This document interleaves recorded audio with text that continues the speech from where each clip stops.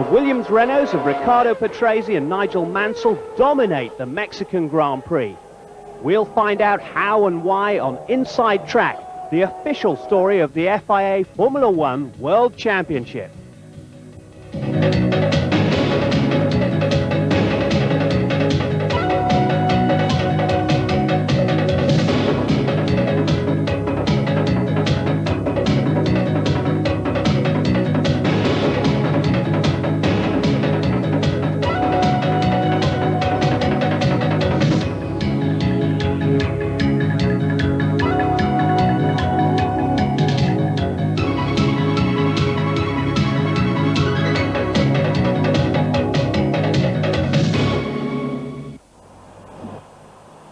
It's round 6 of the 1991 Grand Prix season, and the convoy of trucks that brings the Formula One show from Montreal across North America arrives at the Autodromo Hermanos Rodriguez in Mexico City.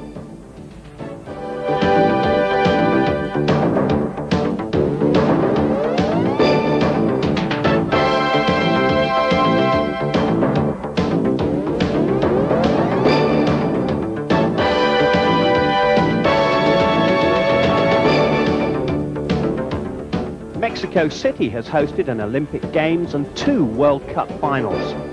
And since 1986, it has also been the home of a Formula One Grand Prix.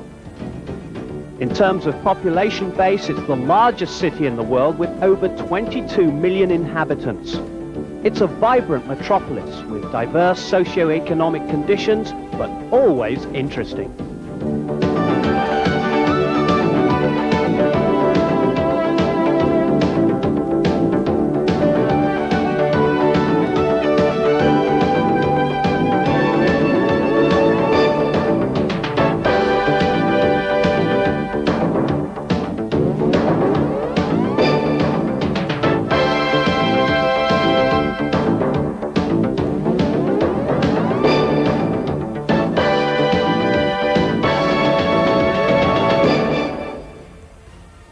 The arrival of the Formula One teams always creates an intense interest here in Mexico City, even among the youngest fans.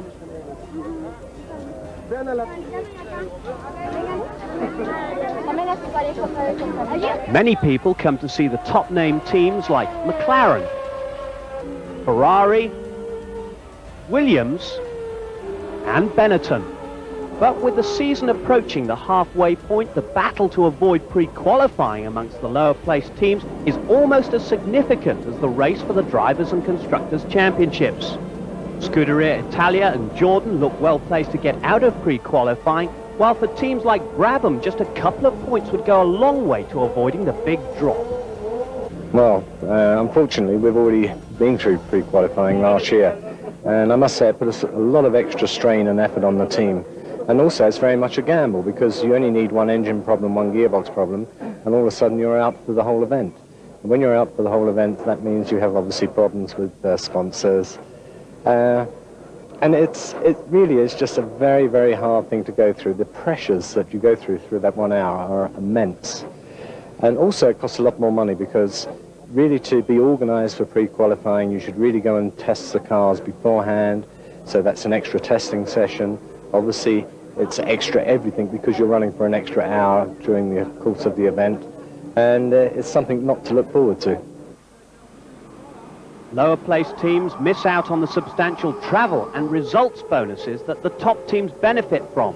So for teams like LaRousse, getting points not only means avoiding pre-qualifying, it's a matter of survival.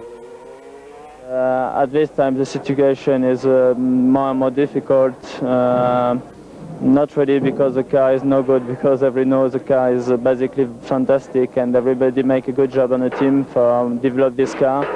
But just for extra problem is some financial problem on the teams, and this financial problem poses some other problems for the concentration to the drivers, for the organization to the team. But everybody work very hard to forget this type of problems. Another team that cannot compete economically with the front runners, but is hoping to avoid relegation to the back of the grid, is the automotive MOTORSPORT team, AGS. Well, all the Formula One have, I think, such a problem. For sure, AGS have had more problem than the other one. We take over, myself and Mr. Raffanelli, we take over the team from Mr. De Rouvre, and Mr. De Rouvre remain inside the team as participation, a little participation, but we feel now we have sorted out from our problem, and for sure for this year we can see optimistic to finish the season well. In fact, we are trying to build up some new cars derivative from this car, not from the new project that we have in mind. And for sure, after July, we're starting also to thinking about the new project for 92.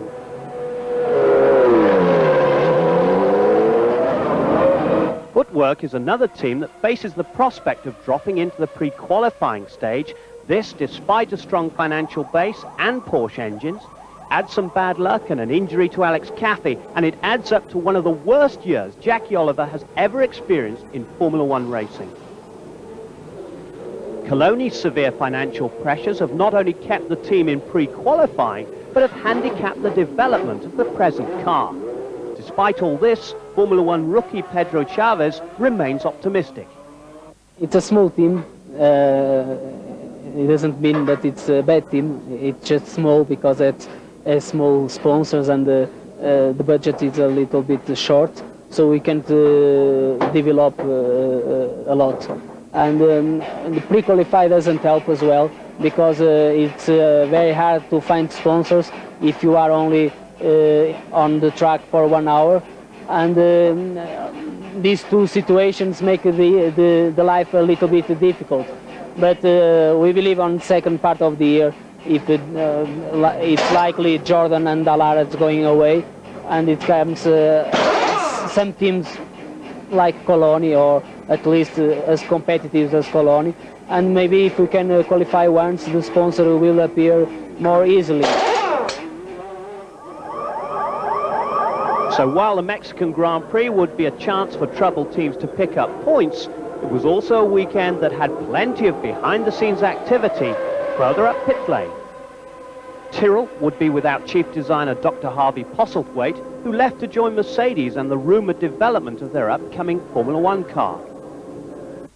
Well, Harvey was a very important and senior member of our team, and his sudden departure obviously will affect us in the short term. But during his period with us, he has built up a very strong technical team, and there is no reason why we should not continue to improve as the season goes on. And at Benetton, designer and technical director John Barnard was said to have left the team after a policy disagreement. What were the circumstances surrounding John Barnard leaving Benetton? But for the moment, it's not finalized between us and John.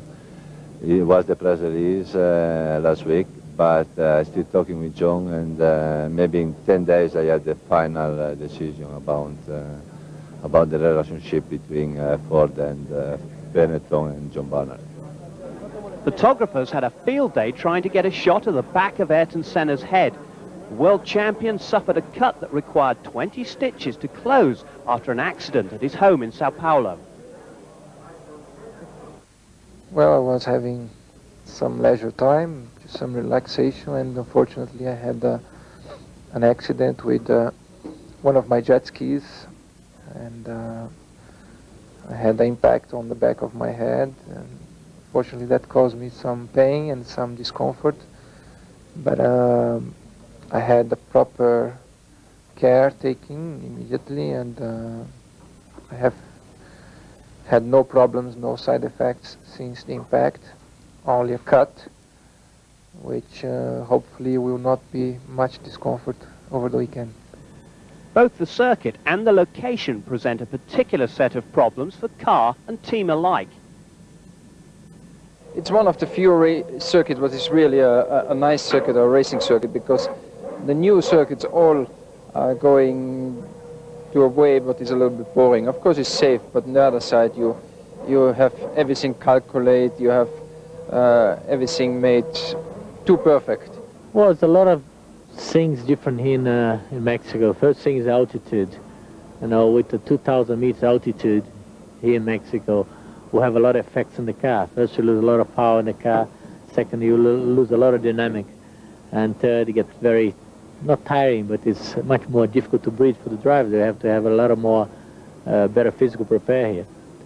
The circuit is a very, very nice circuit. It's a little bit too bumpy, and in fact a little bit too dirty also all the time. Then there's the difficult but ultra-fast Peralta leading onto the main straight.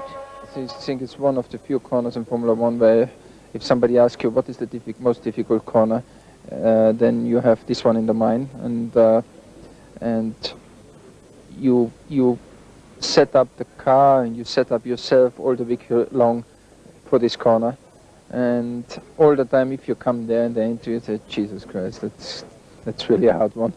And then if you are out of the corner, you're like you lost air, and it gives a lot of challenge, this corner.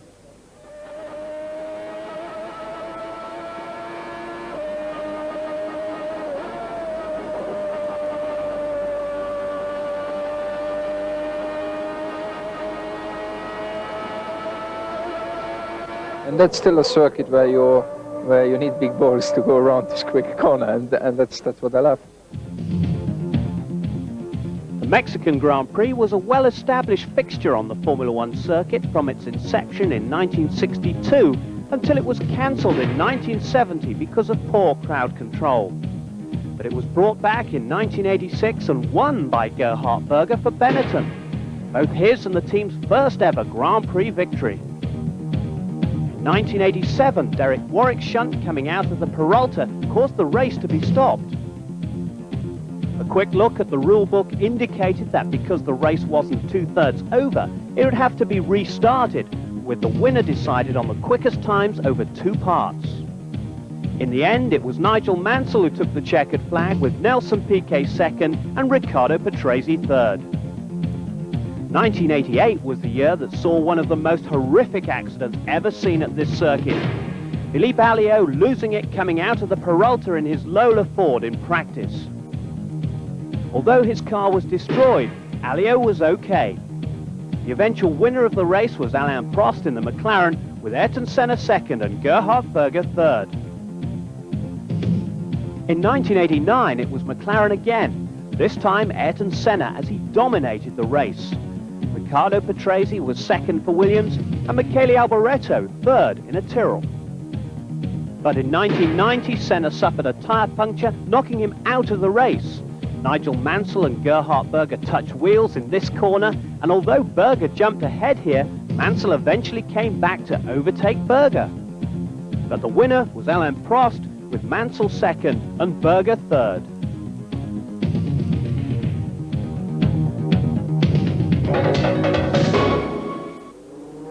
In recent years, the name Benetton has become very closely associated with excellence in Grand Prix racing. The Italian fashion company first entered into Formula One in 1983 as the major sponsor on the Tyrrell. 2 drivers were relative unknowns at the time, Michele Alboreto and Danny Sullivan. That same year, Alboreto won the Detroit Grand Prix, and the Benetton name had made an indelible imprint on the Grand Prix scene. In 1984, the Benetton colours adorned the Alfa Romeos, a short-lived and largely unsuccessful partnership.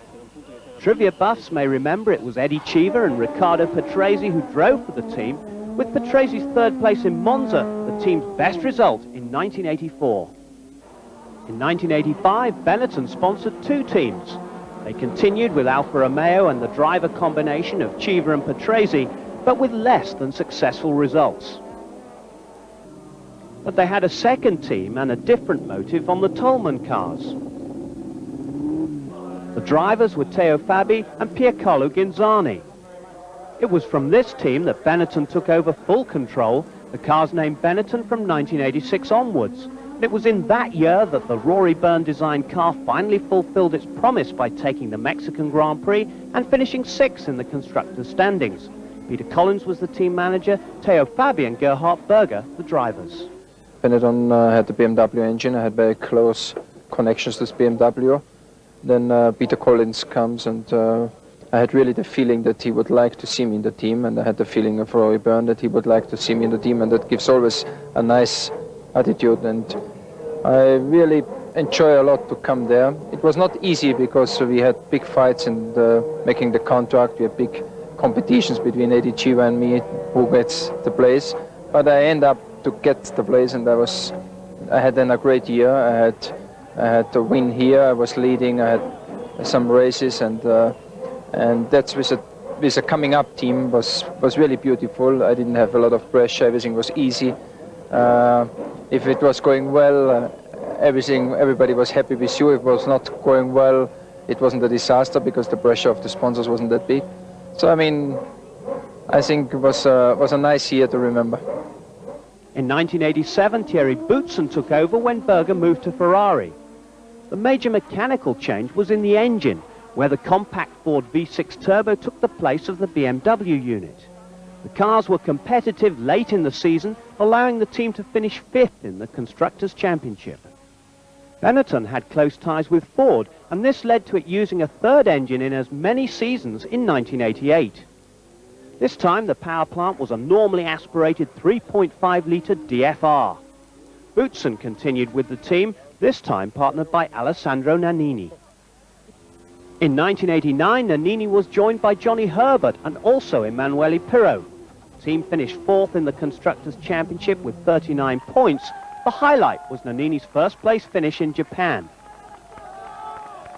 In 1990, Nelson Piquet joined the team as Benetton made a concerted push to become a leading contender for both the drivers and constructors' titles. Well, the team is growing very quickly after I came in. Well, not because of me, but they decide to be a very strong team, and they got a very good personality, and they spend a lot of money, and it's still a long way to go to be on the top team, but we are in the right way. 1990 was a year of mixed emotions, however, as Nannini was involved in a helicopter accident, ending his season. However, Nannini's replacement, Roberto Moreno, finished 2nd to Piquet's first in Suzuka that year, a first ever 1-2 for the team. And in the last race of the 1990 season, Piquet won in Australia, setting the tone for a promising 1991 season. Piquet would be entering his 194th Grand Prix here in Mexico, an incredible record surpassed by only one other driver in history. Riccardo Patrese has proven over the past few years that there is no substitute for experience. At 37 years of age and entering his 214th Grand Prix here in Mexico, Patrese is among the most well-liked people on the pit lane. He always takes time to fulfill his obligations to sponsors and journalists, and to his team he represents stability and calm professionalism. It's no surprise that Patrese is currently in the best form of his career. He's worked at it. I think I enjoyed all the team I drove, because in each team I tried always to build a nice atmosphere with all the components of the team, because I always thought that apart from the fact that you can have success or not, in the good moment and especially in a bad moment, you must have a nice atmosphere, a nice relationship with the members of the team. And because I always work in this way, I think that all the team I drove for, I could have this kind of nice feeling, and I have to say that, of course, I had the teams where I got a big success, like Brabham and Williams, but also the other teams that maybe I had a more hard time, I remember with the pleasure. Patrese's Formula One career began in 1977 in a Shadow Ford. Then for the following 4 seasons he drove for Arrows, one of his best drives, a hard-earned 3rd place in the Brazilian Grand Prix in 1981. In 1982, Patrese was signed by Brabham. That season he scored his first victory on the streets of Monaco. It was quite an extraordinary win as Patrese spun on the penultimate lap, but managed to recover to take the checkered flag. It looked like his career was going to take off, but 1983 didn't turn out as many would have hoped. He did manage one victory that year and was leading in the San Marino Grand Prix until this incident ended his race. It was that type of year for Riccardo. In 1984 and 1985, Patrese drove for Gianpaolo Pavanello's Euro Racing Alfa Romeo team. They were 2 seasons of frustration and little success as Patrese scored just 8 points in 1984 and none in 1985. In 86 and 87, it was back to Brabham. The low-line BT55 was a problem car, and his first year back was every bit as frustrating as the 2 previous years with Alfa Romeo. In 1987, Patrese did score a surprising third-place finish in Mexico, but then for the last race of the season, he was released to drive for Williams. Since that time, Patrese has enjoyed considerable success, and he's become universally respected, not only for his driving skills, but for his truly genuine nature. Well, I think I would like that everybody can remember me as a nice person. I'm always very loyal, because I appreciate a lot of this kind of feeling. Loyalty for me means a lot, and because I like to have this kind of feeling from the other from people in front of me, I always try to give this kind of feeling to the people I meet. So I think that for me, of course, I think in so many years of Formula One, I did something for motor racing because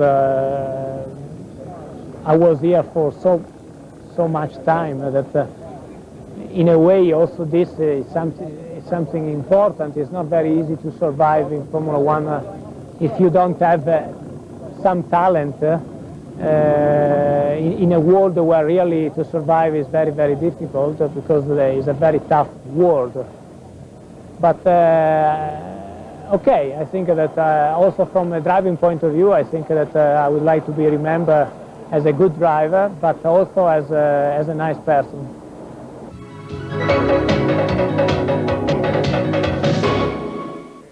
Friday morning and pre-qualifying for the Mexican Grand Prix proved to be wet.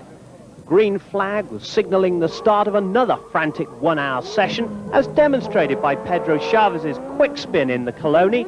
The track was treacherous and drying all the time. The changing surface was to catch out many of the drivers, but some could cope admirably. Belgian Bertrand Gachot initially was the quickest in the impressive Jordan, and the experienced Nicola Larini then went fastest in the Lamborghini. His relatively inexperienced teammate Eric van der Poel went even quicker, and that included in the pit lane. Emanuele Pirro had been in last position, walking back to his pit from his abandoned car, the Italian uncharacteristically out of the pre-qualifying frame. But what had happened to him? I spun off at the end of the session because the battery of the radio came loose and was on my feet, and then the car stayed on the curb and the marshal didn't push me away and I had to stop. Poor Pedro Chavez and the Coloni team had come all the way to Mexico just to miss the cut for the 6th frustrating time this year. Eric van der Poel, who had enjoyed such a good race in San Marino, had also failed to make the grade in the V12 Lamborghini engine car, with Bertrand Gachot's Jordan Ford also just outside the top 4 qualifying times. But the Belgian was to brighten up, just like the weather, when the unfortunate Larini's Lamborghini was disqualified for a rear wing infringement, letting in Gachot. But that kept out both of the Italian Modena team cars, much to the displeasure of their talented boss and ex-Ferrari designer, Mauro Falghieri. Why was Larini's car disqualified? The wing is bent on right side and fin is out for 4 millimeters. Are the rules fair? The rules say that we can be higher than 1 meter, and they are right. We are out, that's no problem. What I don't know is why they didn't check the 4th car, the 5th car. Maybe they didn't have any time. Okay, anyway, nothing to say. De Cesaris pre-qualified third behind Frenchman Olivier Gouillard, who was in scintillating form in the Fond Metal Ford, ending up second fastest on a track where straight-line speed is essential and good judgment critical, especially when the track is drying out. But was he personally happy? No, not for me, for all the people, because we have a very difficult season. 25-year-old Finn and protege of K.K. Rosberg, the pronounceable J.J. Leto, emerged from pre-qualifying fastest in the Dallara Judd, his team happy with his performance. But by the time of official qualifying, the track was dry again, although a lot of dust and oil particles had been brought to the surface by rain. Poor Riccardo Patrese was laid low with a debilitating Mexican stomach bug that produced a nightmare morning for the Italian, as his discomfort kept him from the cockpit, except for a few laps, but that didn't stop the determined Patrese from claiming the overnight pole position and a new outright qualifying lap record. Patrese then returned to the pit lane before cautiously going back to his temporary bed near the pits. Nigel Mansell had to switch to his spare car for qualifying when his race car stalled in the pit lane with a gearbox problem. He had to qualify the training car and only took second place. But he wasn't totally unhappy. Yeah, I mean, I'm very pleased because it's the second race running that the race car broke down in the pits. Still got a sense of humour. I jumped in the T car and I got very close to my teammates' time, so I'm very, very pleased because the engine was not quite up to the match of the race car, so the team's done a great job again. Looking forward to Saturday. You're going to be able to get the times down even further? I think so. I think times usually come down about a second and a half on the second day. The track cleans up, but it just depends whether it rains tonight. If it doesn't rain tonight and you know, we start tomorrow with the track as it is now, then it'll move forward and it'll get quicker. And the corner that has claimed many victims, the difficult and bumpy Peralta, claimed its first 1991 victim, Bertrand Gachot, as the Belgian spun and crashed at 170 mph plus, badly damaging the Jordan Ford and bringing out the red flags to stop practice. As if to illustrate just how dangerous and unpredictable the bank corner is, the world champion Ayrton Senna got it wrong turning in. He hit a bump at 100 mph plus, got sideways, spun and flipped the McLaren against the tyre wall. A most uncharacteristic accident which temporarily pinned the Brazilian under the car. Senna emerged slightly shaken, but indicated that he didn't need help and told the team later that he'd been trying to snatch sixth gear as he turned in and hit the bump as he had one hand off the steering wheel. But another victim had been claimed by one of Grand Prix racing's most vicious corners that drivers either love or hate. It's a nasty corner, and what just happened to Ayrton just typifies how dangerous that corner is. I mean, he went very quick and you thought that he was going slow until he hit the wall, and then you realise what speed he's doing. And I'm very pleased to see that he managed to get out of the car. Ron Dennis showed concern for Senna after his second accident in a week, but Professor Sid Watkins was on the spot after this second one. And when I got there, he was slithering out of the car. He was absolutely conscious and lucid and rational, and he's been examined fully and he has no injuries of any significance whatsoever. So he'll be okay for tomorrow, in other words? Yes, absolutely, yeah. Ayrton Senna showed no ill effects whatsoever after the high-speed smash. For him, it was business as usual. Go back and think about how to improve for the next day. But could he explain how the accident had happened? I just lost the car at the quick corner and in the middle of it, and had a big shunt, but I'm fine. You're fine? Yes, no problem, no problem.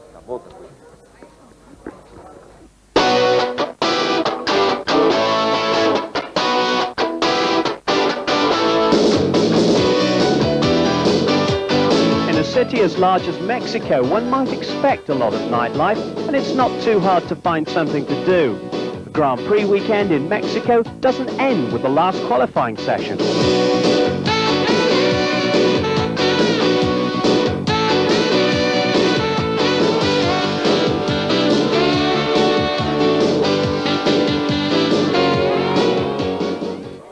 Final day's practice and the track was still wet, drying a little, but damp enough to soak the hopes of those not yet qualified. Ayrton Senna continued his medical work on the track, where he was trying to cure the handling of the McLaren Honda in circumstances that were far from ideal. Senna remained unaffected. Do you find that you're adjusting your driving style, or do you just put up with the pain? How does it affect you? Well, it's a little bit painful, but once I'm driving only 2-3 places, it disturbs me a lot, but I still can drive to my maximum. I hope tomorrow that will be the case throughout the race. Of course, it's more stressful and harder for you to cope during a longer period with pain or tiredness. But I hope I can get through all right, and if we are in the top 3 tomorrow, it should be a very good result considering the championship. And the Peralta, it's something that is obviously still on your mind, or is it after your shunt yesterday? Well, it's a very critical corner. Of course, it's very high speed, bumpy and low grip surface. And from the first year we come here, we always demonstrate and spoke about it, that we need more runoff area, we need a better surface there to make it safe. And every time that the car goes off there is a major shunt. So I hope that for next year, I am particularly going to push very hard in order that they change that, because not only for me, for all of us, it's a very dangerous corner, and they need either to change the surface and the layout of the corner, or they need to increase the runoff area by a lot, and also change the surface. Otherwise, somebody eventually might get badly hurt there, and before it happens, I think we should push hard the organizers to change that situation. Provisional poleman Riccardo Patrese, still nursing his stormy stomach, was somewhat relieved to sit it out. Alain Prost couldn't even find himself on the screen as Ayrton Senna set the pit lane into McLaren scrutineering mode as the Brazilian took to the track in the Honda V12 engine car to try and take the pole position. Try as he might, Senna could not improve. Even though the track was dry on line, it was still a tricky surface, as Gerhard Berger proved when he ran into the tyre wall, losing his nose cone in what looked like a silly incident, but it had been damp on the far side of the track and caught out Berger and others later. Ron Dennis remained unimpressed as the Austrian simply backed off the tyre wall and continued with the redesigned noseless Formula One car to the McLaren Cosmetic Clinic in pit number 2. Riccardo Patrese is proving nearly as canny in qualifying as Ayrton Senna. He went out at the driest part of the session to claim the fastest time of the day, just half a second slower than his own pole time. But none of the top 7 was able to improve their times, and the grid remained the same at the front. For the second race in succession, Ayrton Senna wasn't on the front row. Just when they thought it was safe to go out again, rain spoiled the day, including Gerhard Berger's for the second time. Yeah, it was just difficult because it was never really dry. The circuit was green, was slower. And everybody was just waiting if it gets quick to do the time and not to lose the position from yesterday. Nobody was really thinking to go on pole or to make a big step forward. So you was trying, and in the same moment you was not trying because it was just difficult with the conditions.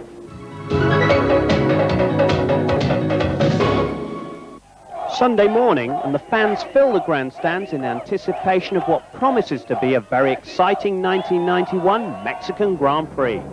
But on Sunday morning warm-up, fans got a little more excitement than they expected. Jean Alesi spun off, damaging his car extensively. Alesi did go to the medical centre as a routine precaution, and although he had a slightly bruised foot, he was cleared to start the race. Safety is always a primary concern in Formula One racing, and in the driver's briefing the morning of the race, Ayrton Senna voiced some concerns about the Peralta corner. As far as I know, we are going to come back here now for quite a few years.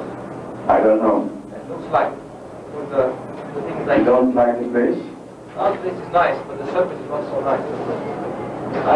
I think they made improvements from the first year we come here, but still, my feeling that the surface is not compatible for the speeds that we put up here at certain places, particularly the big corners. So it's something that we should discuss as a group later to make a change at this corner for the future. And as the drivers talked safety, the teams prepared the cars and particular attention was paid to tyres. Again, the altitude and heat of Mexico City would be an important factor, one not lost on the people responsible. The problem we have to counter here is heat. And heat is generated into the tyres because at Mexico City, we're at an altitude of probably 7,000 feet, which means there's a reduction in the car's horsepower. And that results in them not being able to run quite so much downforce. And without downforce, the tyres are more likely to slip, slide, and spin on the surface, thus generating heat into the tyres. We also have a very, very fast right-hand corner onto the finishing straight here at Mexico, which gives the left front tyre a particularly hard time. So wear is not a problem for Goodyear, but heat is, and we take various measures to counter that. Would you like to outline some of those measures? Yes, for sure. Tyres become more durable if you run them prior to starting the race. And our policy will be to start the race on sets of tyres that have done a minimum of 12 laps in 2 separate lots of 6. We will run them for 6 laps, then we will ask the teams to put them away, let them cool down, and then later on we will go back and run those tyres again. This effectively heat treats the tyres and makes them more durable for the race. Having said that, for sure, somebody is going to make a pit stop for tyres if their car isn't quite correctly balanced, a nice balance between front and rear, maybe the back end is pushing the front, and that will overheat the tyres and the performance will then deteriorate. A lot will depend upon the balance of the car, the pace of the race, and how aggressive the driver is with his tyres. The Hermanos Rodriguez circuit at Mexico City is 7,500 feet up, and it's appallingly bumpy, but it is fast. And it has the notoriously dangerous 160 miles an hour Peralta corner. 1991's been hard on Nigel, but 2 weeks ago in Canada, leading by 50 seconds with only half a lap to go, it seemed his luck had turned, but it hadn't, as once again his gearbox stabbed him in the back. So, with 4 wins from 5 races, double world champion Ayrton Senna leads this year's contest by a daunting 24 points. And with every point counting, he's going to be hard to catch, let alone beat. So, for the second Grand Prix running, it's an all-Williams grid front row, with Senna again starting third. Then, the first Ferrari, Jean Alesi, ahead of Berger and Piquet, with Prost 7th. Mark Blundell's an excellent 12th in his Brabham, 5 places ahead of his teammate, Martin Brundle. Bertrand Gachot, 20th after his crash, and Johnny Herbert starts his first Grand Prix in a Lotus in 25th place. All set for the third attempt to start the Mexican Grand Prix, with Grillar at the back of the grid and Alboreto starting from the pit lane. On the right, in pole position, Riccardo Patrese. On the left, his teammate Nigel Mansell. Behind Patrese, Senna, the man who has won the first 4 Grand Prix this year. The green flag is cleared, the grid is ready to go, and the race is on. It's a good start from the 2 Williams men. Senna comes sprinting up.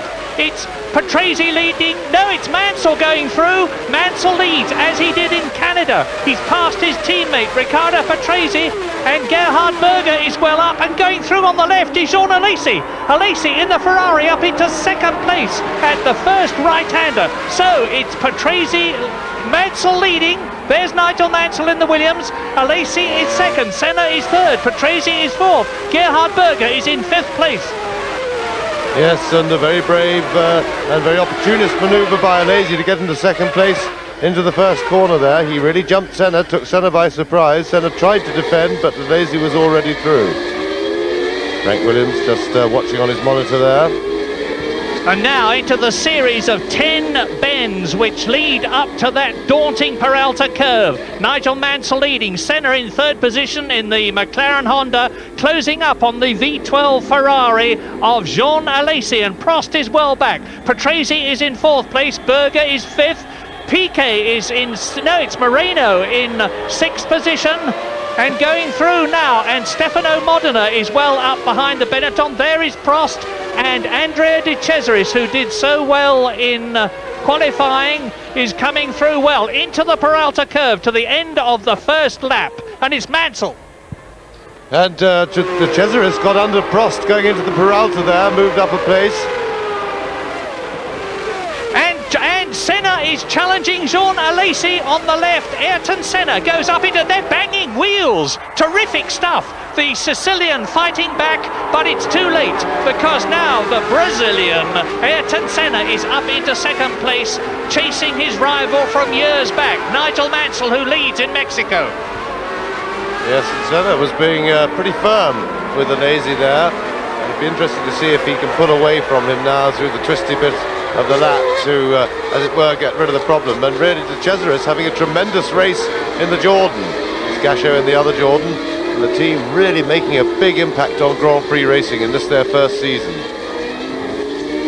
And it's looking as though Riccardo Patrese's stomach cramps, which affected him so much in practice, although it didn't stop him getting pole position. And we're looking back now at Stefano Modina's car, the Tyrrell from Gerhard Berger's McLaren, and the marks on your screen are actually sparks being struck up from the bottom of Gerhard Berger's McLaren undertray across the line.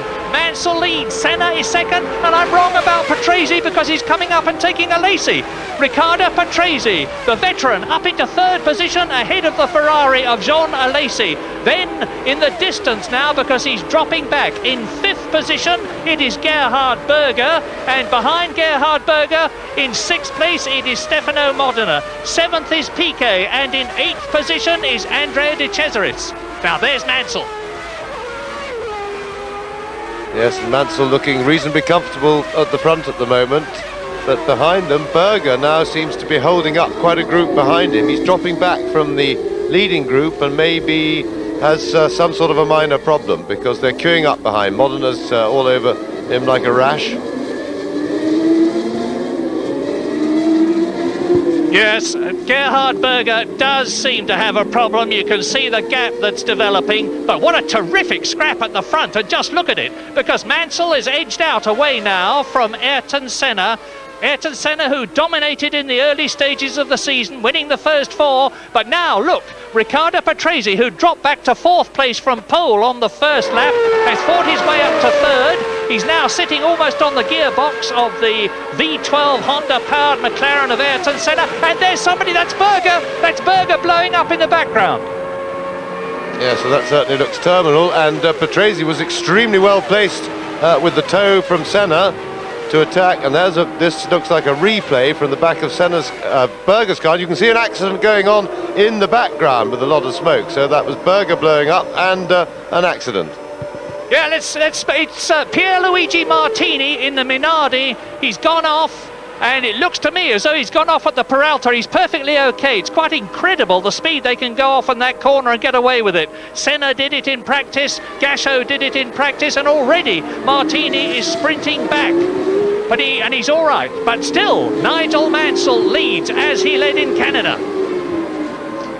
Yes, and Patrese failed to make it past Senna that time, and it would seem that the V12 Honda is good on the straight here. After the Peralta down the long straight, the McLaren is certainly pretty difficult for any of the other cars to pass.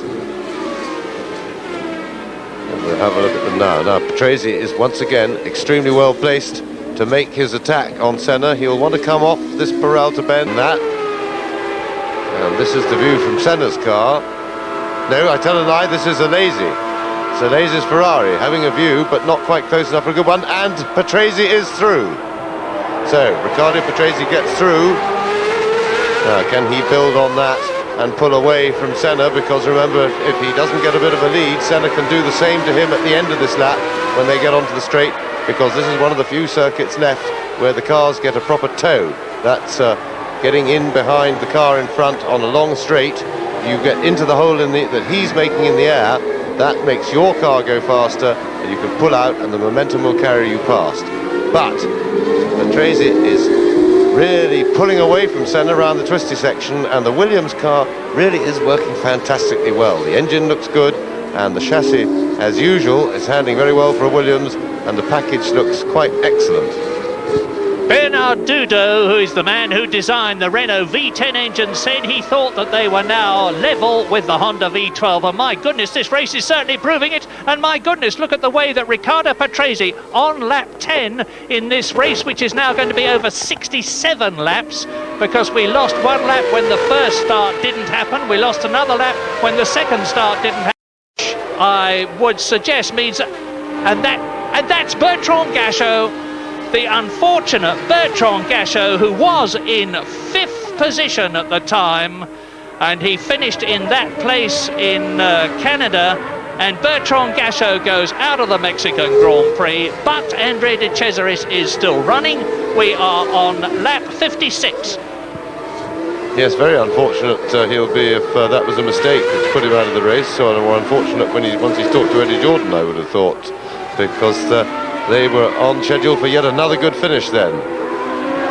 Now, and that's Mark Blundell. Oh, and that means that Brabham's chance of getting a decent finish and avoiding pre-qualification has gone, with Martin Brundle out and now Mark Blundell out.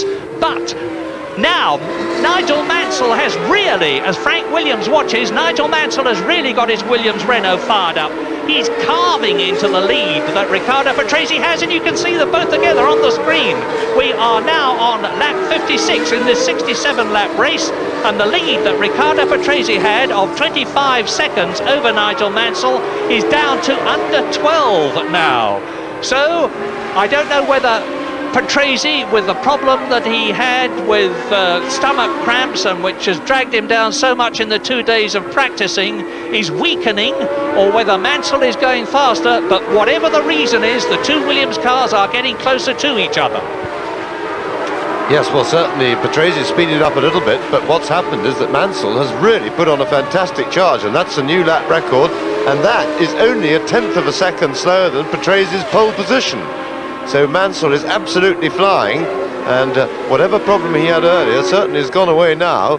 And Patrese, who has got to speed up, has speeded up a fair bit to defend his position. Mansell is still closing, but I fancy that Patrese over the last few laps, weak though he may be finding himself, will, with the adrenaline and the excitement, will find just what's needed to be able to fend Mansell off, because he's certainly been able to match him in every way normally, but he is being held up here. He's through now, and that's important for Patrese to get through before the Peralta curve. That was the Tyrrell, that was Nakajima, and Mansell closing. Indeed he is. We're on lap 64 now, and the gap has come down to 4.5 seconds. So Mansell can still win in Mexico. Nigel Mansell, Red 5, the man who won in 1987, the man who was second for Ferrari last year. He won in a Williams, of course, in 1987, a Williams Honda. And it's between the two Williams drivers now, provided they both finish. And I know everybody in Britain will be keeping their fingers crossed, because remember what happened in Canada. Mansell was almost within sight of the flag and he failed. And now he's got a chance of catching and beating his teammate. But whatever happens at the present moment, with 3 laps to go, it looks as though we are in for the first Williams double since Canada, first and second in 1989. The Williams team have really rubbed it into McLaren Honda, and the Woking team, McLaren, will have to go back to the drawing board in some ways to get more power from the Honda engine, better handling from the McLaren chassis, because the Williams, which has shown it's the best car all season, is certainly proving it now. But who's it going to be? Is it going to be Riccardo Patrese or this man? Red 5, Nigel Mansell, out of the Peralta at 160 miles an hour, down the straight, building up to 200 miles an hour. And it's now on lap 65, 3.3 seconds only. And Nigel Mansell is carving into Patrase's lead still. In third position, it's still Senna, but he's nearly 40 seconds behind now. And the gap is down to, as you can see, 2.4 seconds. In fourth position, it is Andre de Cesaris. And then in fifth place, Roberto Moreno, who has been lapped. And in sixth position is Eric Bernard in the Lola Larousse with the Hart DF our engine, and LaRousse desperately need a point. They're scratching for sponsorship money, and if they can get a point, that will really help them. But now, into the closing stages of the Mexican Grand Prix go Patrese leading, Mansell second, and you can forget about everybody else because Senna is right out of it. The Brazilian, the man who won the first 4 races this year but retired in Canada, seems to have given up as far as winning in Mexico is concerned. He's going to settle for 4 points for 3rd position to add to the 40 that he already has. And now we're into the closing stages over the line. This is the last lap. Who's going to do it? Is it going to be Patrese or Mansell? Well, I think Patrese can hold on. Unless he's so weak, he's going to have trouble through the Peralta, because through the twisty section, Mansell will be able to do nothing, and so long as he can get into it quickly, he should hold on. But this looks like a 1-2 for the Williams team, and this will be a great relief to them after such bitter disappointment in Canada.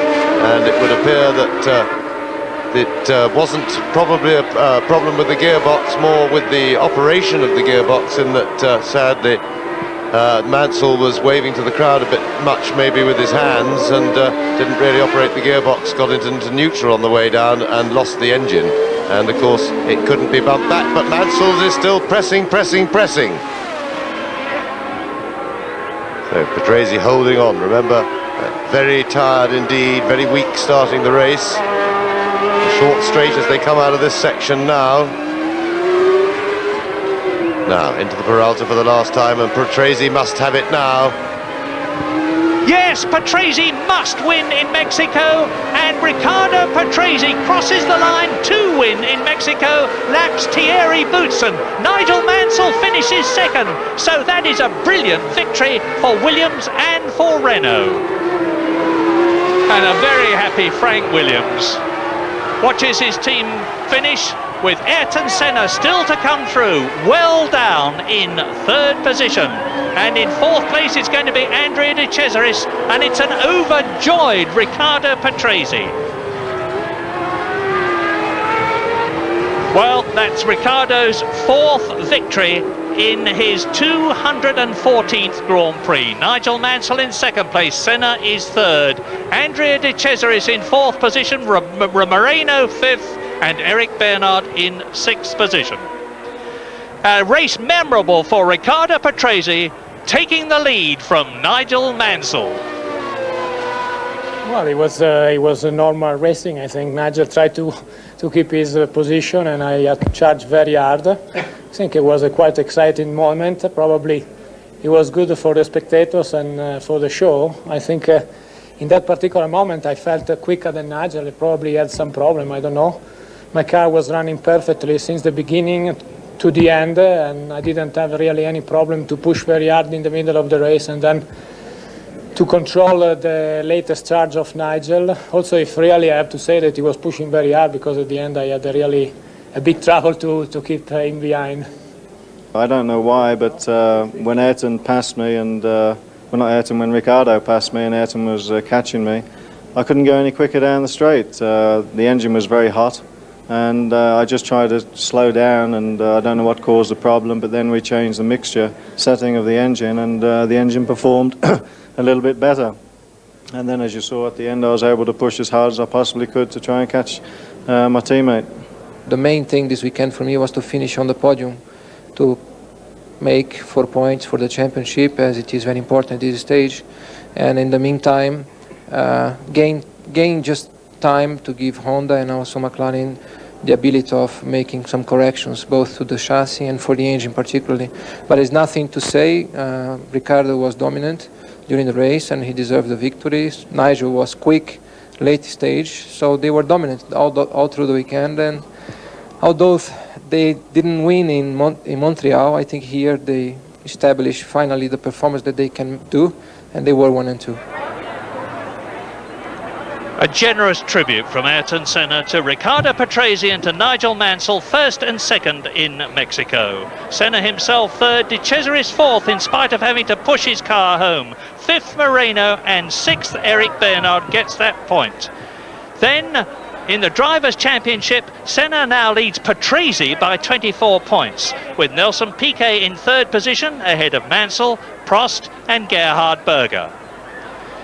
And in the Constructors' Championship, Williams move up to second place. They are now 21 points behind McLaren, but ahead of Benetton third, Ferrari in fourth position, Tyrrell fifth and Jordan in sixth place.